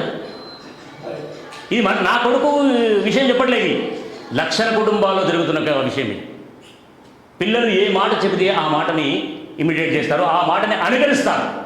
కానీ ఇవాళ మనము ఉదయం లేచిన దగ్గర నుంచి రాత్రి పడుకునేంత వరకు మన వ్యవహారం ఎట్లా ఉంటుందో ఆ వ్యవహారం అంతా గమనిస్తూ, ఒక కుటుంబం లోపల, బెంగళూరులో నగరం లోపల ఒక కుటుంబం లోపల ఒక పిల్లగాడు, ఒక అబ్బాయి, వాడు ఫోన్ పట్టుకొని ఉదయం నుంచి సాయంత్రం వరకు కూర్చుంటున్నాడు. ఒకరోజు అమ్మ వచ్చింది, కుడి పక్కన కూర్చుంది. అమ్మ వచ్చి ఒక గ్రంథం పట్టుకున్నది, రామాయణ పుస్తకం. 15 నిమిషాల తర్వాత తండ్రి వచ్చాడు, ఎడమవైపున కూర్చున్నాడు. ఎడమవైపున కూర్చొని ఆయన మహాభారత పుస్తకం చదువుతున్నాడు. ఏం మాట్లాడలే, వాని వద్దని చెప్పలే, వాని ఫోన్ కట్టేయమని చెప్పలే, ఫోన్ కింద పెట్టమని చెప్పలే. వాడు ఒక్కసారి ఎవరో వచ్చారని చెప్పి ఇటు చూశాడు, మళ్ళీ ఇటు చూశాడు. ఇక్కడెవరు, ఇక్కడ మా అమ్మ ఉంది, ఇక్కడ మా నాన్న ఉన్నాడు. మళ్ళీ ఒక్కసారి చూశాడు, ఏం చేస్తున్నారు వీళ్ళు? ఫోన్ పట్టుకున్నారా? ఏం పట్టుకున్నారు? పుస్తకం పఠనం, మహాభారతం. అక్కడ చూసేసరికి రామాయణం. 2 పుస్తకాలు చూశాడు. వెంటనే ఫోన్ పక్కన పడేశాడు, వాడు టెక్స్ట్ బుక్ తెచ్చి చదువుకుంటున్నాడు. అనుకరణ. మనము టీవీ ఆన్ చేస్తే టీవీలో మునిగిపోతాడు. ఏమేమి దృశ్యాలు వస్తాయో, ఎంతమంది కళ్ళు నింపుకొని అక్కడి నుంచి లేచిపోయే దృశ్యాలు వస్తాయో, మనం పిల్లల ముందు కూర్చొని చూసేటువంటి దృశ్యాలు మనకు ఇవాళ టీవీ మాధ్యమాల్లో మనం కనబడట్లేదు. కాబట్టి ఇవాళ ఈ యొక్క చాటింగ్ చేయమంటే చాటింగ్ చేస్తున్నారు పిల్లలు, ఫ్రెండ్స్ తోటి చాటింగ్ చేయట్లేదు. కాబట్టి మనము ఒక అనుకరణ, మనము దగ్గర నుంచి, చిన్నప్పటి నుంచి మనము ఆ విధంగా నేర్పాల్సిన గుణగణాలు మన కుటుంబం నుంచే తయారు కావాలని చెప్పేసి కుటుంబ ప్రబోధను ఈ విధంగా జ్ఞాపకం చేస్తున్నది. ఇవాళ మహాభారతంలో కృష్ణుడితో కళ్ళకు గంతలు కట్టుకున్న తల్లి పేరు ఏం తెలుసా? కళ్ళకు గంతలు కట్టుకుంటే కళ్ళకు బట్ట కట్టుకుంది, కనబడకుండా, ఈ లోకము, ఈ మనుషులు ఎవరు కనబడకుండా. ఆ తల్లి పేరు తెలుసా? నువ్వు ఏ క్లాస్ అన్నా? 8th class. ఇంటర్మీడియట్లో మా అబ్బాయిని అడిగా, మొట్టమొదటిగా అర్జునుడి యొక్క పాత్ర రామాయణంలో ఉందా, మహాభారతంలో ఉందా? ఇది వాడి ప్రాథమిక శిక్షా వారిగా పూర్తయిపోయింది. వాడు తర్వాత ఈ యొక్క ఎండాకాలంలో పడ్డా, అప్పుడు 12 నెలల కింద ప్రథమ వర్ష శిక్షా వారికి వెళ్ళాలి. ఆ సమయంలో వాడిని అడిగాను, అర్జునుడి పాత్ర రామాయణంలో ఉందా? మొట్టమొదటి రామాయణం అడిగాను, రామాయణంలో ఉందా, మహాభారతంలో ఉందా అని. అంటే వాడు ఏం చెప్పాడు? టక్కన సమాధానం చెప్పాడు, స్పాంటేనియస్గా. వెంటనే రామాయణంలో ఉందని చెప్పేసి అన్నాడు. అర్జునుడి పాత్ర ఎక్కడుంది బెట? రామాయణంలో. నువ్వు కూడా అదే చెప్పావు. ఎక్కడుంది? మహాభారతంలో. చూడండి, మనం అంటే నేను కూడా బాధపడతాను. తర్వాత చెప్పడం జరిగింది అనుకోండి, సంఘ శిక్ష వారుగా అప్పటికి నేను జిల్లా కార్యవాణి, విభాగ కార్యవాణి, సంఘ శిక్ష వారుగా పూర్తయి అప్పటికైనా తృతీయ వర్షం పూర్తయింది, వాడు ప్రాథమిక పూర్తయి ప్రథమ వర్షకు వెళ్తున్నాడు. ఆ సమయంలో ఈ యొక్క ప్రశ్న వేస్తే సమాధానం చెప్పింది రామాయణంలో ఉన్నాడని చెప్పేసి. మన కార్యకర్తల ఇళ్లల్లో కూడా రామాయణ మహాభారతాలు ఇతిహాసాలు తెలియని సమయం ఇవాళ ఉన్నది మనకి. ఇవాళ మహాభారతము రామాయణం ఎందుకు చదవాలి అంటే, నేను పాత్రలకు పోకుందో ఇంకొక 2 ఉదాహరణలు చెప్తాను. ఏమంటే సమయం తీసుకోవచ్చా? మీ అనుమతి? ప్రభాకర్జీ పెద్దవాళ్ళు మీరు చెప్పాలి. సరే, తొందరగా పూర్తి చేశాను, ఫాస్ట్గా. అయితే ఒక బండరాతి మీద సముద్రపు ఒడ్డులో ఒక పెద్ద మనిషి కూర్చున్నాడు, గోసి కట్టుకొని, దువ్వతి కట్టుకొని, పైన కండవ వేసుకున్నాడు, చొక్కా లేదు. ఆ కూర్చున్న సమయంలో కూడా ఒక యువకుడు వెళ్ళాడు. వెళ్ళి, ఏమండి మీరు రామాయణ మహాభారతాలు ఎప్పుడు చూసినా మీరు ఆయన గమనిస్తున్నాడు సముద్రం ఒడ్డులో, చాలాసార్లు చూశాడు ఆ పెద్ద మనిషిని. చూసి, మీరు ఎప్పుడు చూసినా మీ చేతుల్లో రామాయణ మహాభారతాలు, మిగతా పుస్తకాలు మాత్రమే ఉంటాయి, ఈ ఇతిహాసాలు ఇట్లాంటి పుస్తకాలు చదువుతున్నారు మీరు, ఎంతసేపు ఇదేనా మీ జీవితం అంతా? ఏదో ఇక సినిమా పుస్తకాలు మిగతా ఇవన్నీ కూడా చదవచ్చు కదా, మిగతా జ్ఞానం, మిగతా సైన్స్ టెక్నాలజీ చదవచ్చు కదా, నేను పలానా సంస్థలో కూడా నేను ఒక సైంటిస్ట్గా పనిచేస్తున్నాను అని ఆ విధంగా పలికాడు ఆ యొక్క యువకుడు. ఆ యొక్క సంభాషణ జరుగుతున్న సమయంలో కూడా ఒక 10-15 నిమిషాల సమయంలో పట్నే వెంటనే ఒక జెట్ కేటగిరీ కార్లు, కొన్ని కార్లు, ఆ యొక్క ఉన్నటువంటి జెట్ కేటగిరీకి సంబంధించినట్టుగా ఆ యొక్క వేషధారణలో ఉన్నట్టుగా వాళ్ళందరూ కూడా రావడం జరిగింది. వచ్చి సెల్యూట్ కొట్టడం జరిగింది. చూశాడు అక్కడ ఇక్కడ వెనక ముందు, మా ఇద్దరి కంటే వేరే వాళ్ళు ఎవరు ఉన్నారా? ఎవరు లేరు. నేను ప్యాంట్ షర్ట్ వేసుకొని సూట్ వేసుకున్నాను, నా పక్కన బండరాయి మీద కూర్చున్నాడు ఒక పెద్ద మనిషి, దోవతి కట్టుకుని ఉన్నాడు, పైన ఏమీ లేదు చుట్టా. ఈయనకి ఎవరు కొట్టాడు? నాకా? నేను సైంటిస్ట్, జూనియర్ సైంటిస్ట్ని, నాకు కాదే అని చూసి మళ్ళీ ఒకసారి చూసి ఆ విధంగా ఆశ్చర్యపోయాడు. ఎవరు అని మళ్ళీ లోపల భయం గొలుపుతుంది. ఎవరు ఈయనని ఈ విధంగా ఆటాడిస్తున్నాను అని చెప్పేసి భావించి వెంటనే ఆయన రావడము, ఆయన కారు డోర్ తీసి పట్టుకోవడము, అందరు కూడా వాళ్ళు వచ్చి కారులో కూర్చోబెట్టడం అంతా కూడా జరిగిపోయిన తర్వాత వెంటనే ఆతృతతో అడిగాడు, భయపడకుండా, ఆ భయం పోగొట్టుకొని, ఏమండి దయచేసి నన్ను క్షమించండి, మీరెవరో నాకు చెప్తారా అని చెప్పాడు. నువ్వు ఇందాక చెప్పావు కదా సైంటిస్ట్ అని చెప్పేసి, ఏ సంస్థలో పనిచేసావు అని చెప్పేసి చెప్పావు కదా ఇస్రోలో, కాబట్టి ఆ ఇస్రోకి నేను అధిపతిని, ఆ ఇస్రోకి నేను చైర్మన్ని, నా పేరు విక్రమ్ సారాభాయ్ అంటారు అని చెప్పడం జరిగింది. విక్రమ్ సారాభాయ్ అంటారు అని చెప్పిన తర్వాత క్షమించమని వేడుకొని ఆనాటి నుంచి చచ్చిపోయేంత వరకు డాక్టర్ ఏపీజే అబ్దుల్ కలాం గారు, పూర్వ రాష్ట్రపతి గారు, పూర్వ సైంటిస్ట్ గారు, వారు మన యొక్క దేశాన్ని మార్గదర్శకంగా ఉండి మార్గదర్శకమైన జీవితాన్ని ఆ విధంగా త్యాగం చేసి అలాంటి జీవితంతో ఆ విధంగా రామాయణ మహాభారతాలు ఇతిహాసాలు చదువుతూ పెళ్లి చేసుకోకుండా, వివాహం చేసుకోకుండా, పెళ్లి చేసుకున్నట్లయితే కనుక నా భార్య పిల్లల కోసం, పిల్లల కోసం, స్వార్థం కోసం ఏ దేశానికో అమ్ముడుకోవాల్సి వస్తుంది. కాబట్టి ఈ భారత మాత ఒడిలో ఈ యొక్క మహా సంస్కృతి కలిగిన ఒక మహోన్నతమైన సంస్కృతి సంబంధించిన దేశాన్ని కాపాడడం కోసం నేను పెళ్లి చేసుకుంటా ఉన్నాను అని రామాయణ మహాభారతాలు చదివి చచ్చిపోయే ముందు ఆయన కోరడం జరిగింది. ఆర్ఎస్ఎస్ హెడ్ ఆఫీస్కి నాగపూర్కి ఉత్తరం రాయడం జరిగింది.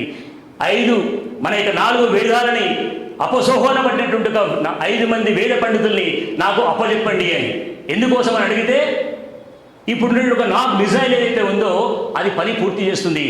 వెనుకడికి ఉన్నట్టుగా నాగాస్త్రం ఏదైతే ఉందో, మిసైల్ ఏదైతే ఉందో రామాయణ మహాభారత కాలంలో కూడా పని పూర్తి చేసి చివరికి మన అమ్ముల పొదులోకి వచ్చేట్టుగా శక్తి దానికి ఉన్నది. అలాంటి శక్తి మన యొక్క వేదాల్లో ఉన్నది. అలాంటి వేదాలని అపసోహన పట్టిన యొక్క వేద పండితులు నాకు 5 మందిని అప్పచెప్పండి నాకు అని చెప్పేసి డాక్టర్ ఏపీజే అబ్దుల్ కలాంజీ కోరడం జరిగింది. మహాభారత రామాయణంలో ఉన్న శక్తి అది. వాడి గాంధారీ మాత కళ్ళకు గంతలు కట్టుకుని అడిగింది, ఏమయ్యా కృష్ణ, ఎంతసేపు నువ్వు ఈ పంచపాండవులతో ఉంటావా? నీకు ఈ యొక్క 101 మంది నీకు కనబడట్లేరా? వాళ్ళ వైపున ఏమాత్రం కూడా మాట్లాడవు, వాళ్ళ పక్షాన నువ్వు నిలబడవు. ఉదయం లేచిన దగ్గర నుంచి రాత్రి వరకు పడుకునే వరకు ఎంతసేపు నువ్వు ఆ పంచపాండవుల వైపే మాట్లాడుతుంటావు, వాళ్ళ వైపే నిలబడుతుంటావు, వాళ్ళ వైపే ఇచ్చేస్తుంటావు, నువ్వు మద్దతు పలుకుతుంటావు. ఎందుకు ఈ పక్షపాతము నీకు అని ఆ తల్లి అడిగింది. అడిగితే వెంటనే చెప్పాడు, నవ్వుతూ చెప్పాడు, అత్తయ్య మీరు అడిగిన ప్రశ్న వాస్తవమే, మీరు అడిగిన దాంట్లో వాస్తవం ఉన్నది, నిజమే. నేను 24 గంటల పాటు రోజుల తరబడి సంవత్సరాల తరబడి ఆ పంచ పాండవుల వైపు నేను వాళ్ళ పక్షాన నేను నిలబడుతున్నాను. ఎందుకు అనంటే, మీరు గర్భము దాల్చారు కానీ పిల్లల్ని కనలే. మీ తర్వాత గర్భము దాల్చిన తల్లి కుంతిమాత పిల్లల్ని కన్నది.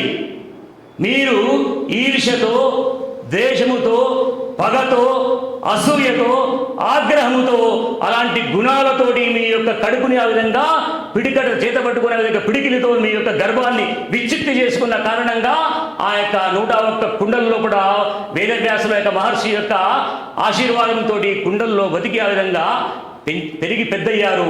ఎలాంటి గుణగణాలు, ఈర్ష, ద్వేషము, అసూయ, పగ, కోపముతోటి ఆ విధంగా జీవించినంత కాలం జీవించి ఆ విధంగా జీవిస్తూ ఈ పంచ పాండవులని నరక యాతనకు గురి చేశారు.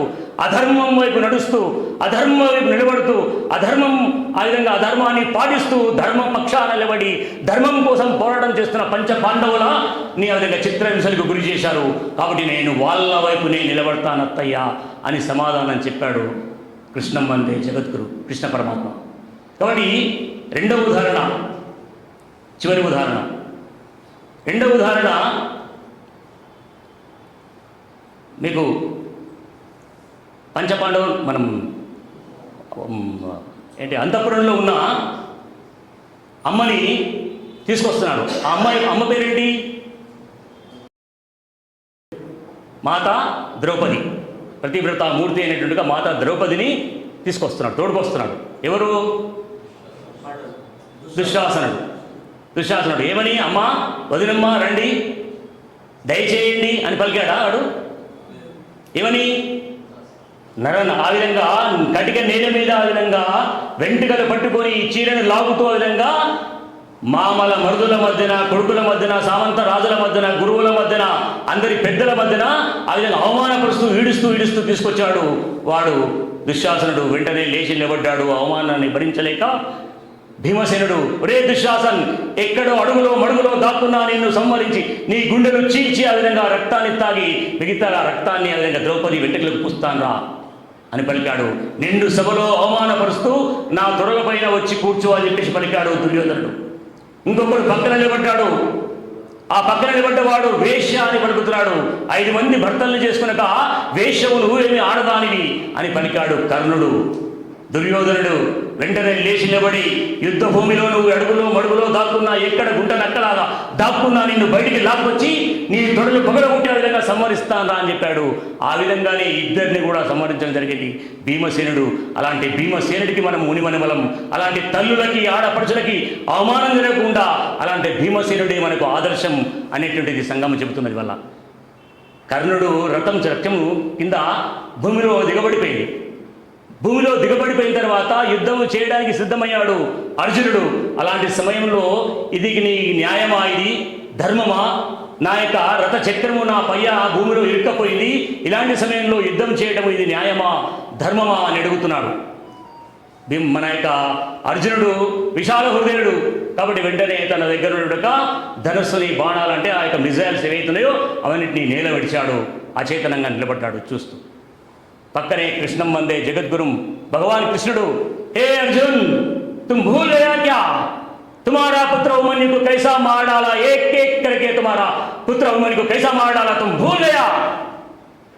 ये द्रोही ने क्या कहा था दरबार में, ये वेश्या बोलकर पुकारा था ना, ये मूर्ख ने, मार डालो इस बदमाश कर्ण को, उठाओ तुम्हारा धनुष को, मार डालो उस बदमाश कर्ण को అని హెచ్చరిక చేస్తూ ఆ విధంగా జ్ఞాపకం చేశాడు. అర్జునుడికి కర్తవ్య బోధ చేశాడు. అదే గీతాన్ని ఏ విధంగా జీవించాలి, ఏ విధంగా నడుచుకోవాలి చెప్పిన రామాయణ మహాభారత పాత్రల్ని ఈ విధంగా రాబోయే సమాజాలకి, రాబోయే పీడికి, రాబోయే తరానికి మనము చెప్పకపోయినట్లయితే చచ్చు దద్దమ్మల్లాగా నిలబడి ఈ సమాజానికి, తల్లికి, భార్యకి, కట్టుకున్న భార్యకి, కన్న కూతురికి ఏ అవమానాలు జరిగినా, నడి బజార్లో గోమాతను తెగనరిగినా ఆ విధంగా అచేతనంగా ఉండే నరుడిలాగా నర పశువులాగా నివసించేటువంటి సమాజం తయారవుతున్నది. కాబట్టి అలాంటి సమాజానికి బదులుగా నరోత్తముల యొక్క నిర్మాణం ఈ సమాజంలో జరగాలి, ఈ దేశంలో నరోత్తముల యొక్క సంఖ్య పెరగాలి అని ఈ యొక్క కుటుంబ ప్రబోధన ద్వారా ప్రతి విషయాన్ని జ్ఞాపకం చేస్తూ కుటుంబ సమ్మేళనాల కారణంగా ఇంటింటికి వెళ్ళి నెలలో 2-3 సార్లు సత్సంగ కార్యక్రమాల్ని ఏర్పాటు చేయమని, ఆ విధంగా వారానికి ఒకసారి మన యొక్క మంగళ సంవాదము కుటుంబాన్ని ఏ కుటుంబంలో ఆ కుటుంబ సభ్యులు కలిసి మంగళ సంవాద కార్యక్రమాన్ని ఏర్పాటు చేసుకొని ఆ విధంగా రకరకాల విషయాల్ని రకరకాల కర్తవ్యాల్ని తెలుసుకోవడం కోసం, కుటుంబాన్ని కాపాడడం కోసం, కుటుంబ వ్యవస్థని నిలబెట్టడం కోసం ఇవాళ కుటుంబ ప్రబోధన కార్యక్రమము ప్రారంభమైంది. మన యొక్క దగ్గర కూడా ఈ విధంగా సమాజంలో ఉన్నటువంటి బంధువులందరినీ కూడా 100 ఇళ్లలో ఇట్లాంటి సత్సంగాలు ఇలాంటి మంగళ సమాధి కార్యక్రమాలు నిర్వహించాలని ఈ యొక్క సభా వేదిక మీద మాననీయ జిల్లా సంఘచాలక్ గారు, మాననీయ నగర సంఘచాలక్ గారి ఆధ్వర్యంలో జరుగుతుండగా ఈ యొక్క రాష్ట్ర చింతన కార్యక్రమంలో మీ అందరినీ కూడా వేడుకుంటూ ప్రార్థిస్తున్నాను. భారత్ మాతాకి జై.